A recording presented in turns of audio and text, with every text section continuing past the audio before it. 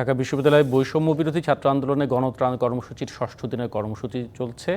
সেখানে এই মুহূর্তে ব্রিফ করছেন শিক্ষার্থীরা। আমরা সরাসরি চলে যাব সেখানে। আশা করা যাচ্ছে আগামী কয়েকদিনের মধ্যে এই সংখ্যাটা আরও বাড়বে।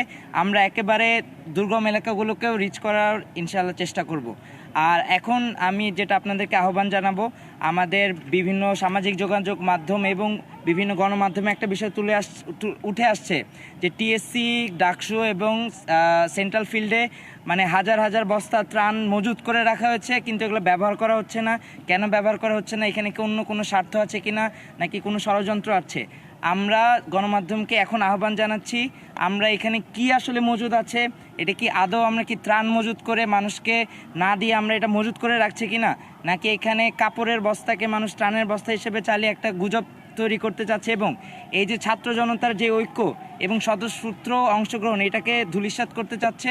এই বিষয়টা নিয়ে আপনাদেরকে এখন আহ্বান জানাবো, আমাদের এই স্টেডিয়ামে এই যেই আমাদের মজুদটা আছে, আপনারা সেইটা নিয়ে একটা আমরা ভিজিট করে আপনাদের আসলে দেখাবো যে এখানে আসলে কি ত্রাণের বস্তা আছে নাকি এগুলো সব কাপড়ের বস্তা।